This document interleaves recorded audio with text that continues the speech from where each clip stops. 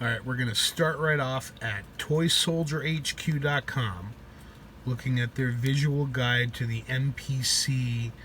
He's got 5-inch down there, 5.5-inch astronauts. First marketed starting in 1963 or 1964. There were 10 poses per shot of the mold. And then those accessories there at upper right, and it's kind of a weaker picture, but that's how the accessories will be connected inside of the header card bag with your MPC 5-inch astronauts. They may have also sold them off of a box right there on the countertop. And of course I've been painting these guys through the pandemic, and here's an example of all 10 poses. Ash, can you see this? Trying to come up with like names for them all, but I'm just going to show them there once panning down the line. And for good measure, let's mention that these guys down here, these are made by the same company, MPC Multiple Product Company, which used the shelf name Multiple Toymakers. This has nothing to do with Marx, and MPC does not mean Marx Plastic Company. It means Multiple Product Company, and these are their 5.5-inch astronauts. I had a couple of them when I was a kid. They were certainly being made 1964 to 1972 or so. And the vintage original pieces are going to be in these primary colors shown here, plus a couple other more shades. And the guy here at the end in gold is actually a recast from the early 1990s that I painted. And it was only when working on the painting the figures that I realized, you know what, I don't have a vintage example of that pose. And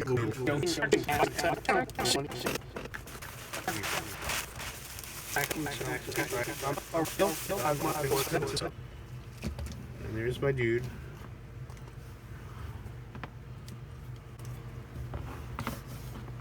And interestingly enough, this is one of the colors that I didn't have, a grayish silver. See who else we got here. We got the wrench guy, missing his wrench, so he could possibly be painted.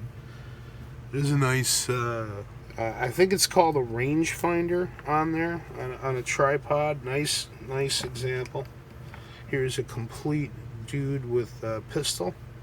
Looks like he could use a bath. I also want to put together a collection for my godnephew Jasper, so hope a couple of these may end up going to Jasper. Here's Major Tom, what I call the Major Tom figure. Broken gun, but he's got a helmet in yellow.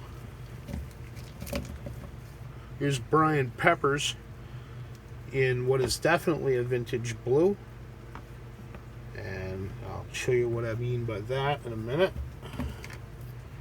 There's a nice vintage green flashlight guy. I don't know how much of this is on camera. Here's a nice vintage green lunchbox guy. And the figure that I call the Sentry. And look at that, he's got some equipment, and it looks even like the right equipment for his figure.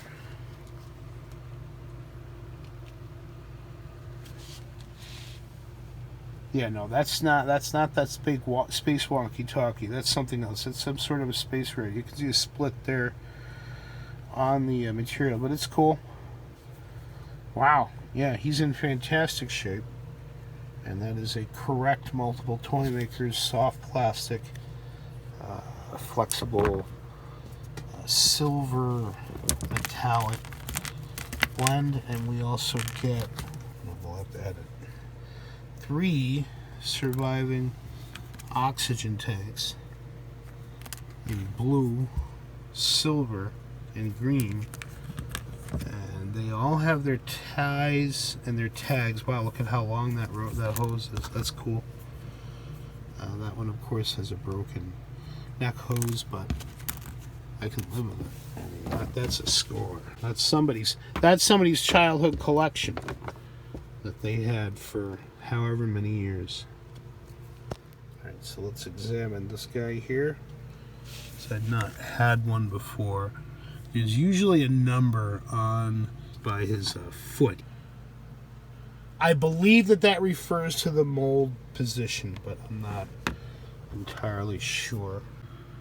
This pose here, which I call the Brian Peppers pose, and if you don't know who Brian Peppers is, just look up the name. So I was like, oh my God, it's Brian Peppers as a spaceman. But I'm not convinced. If you can see the difference in shade there between those two, and his chest is also sunken. I'm now noticing compared to this one here. This is definitely vintage. I'm of the opinion that this might be a recast.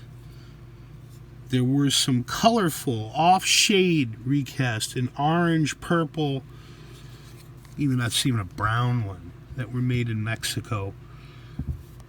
I would hope earlier than these recasts, which were made, which are cast in this gray plastic. You can see on the bottom that was commonly used in filing cabinets. Definitely got a couple of the paint out of it, and I may supplement yet a look at the entire collection. I've got to now figure out which are my prime figures and make sure that they've all got a piece of equipment. I'm definitely happier with that as a vintage example of Brian Peppers than this one here.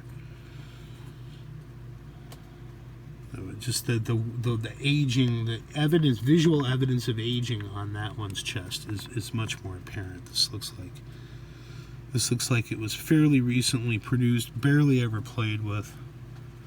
It's a little bit stiffer.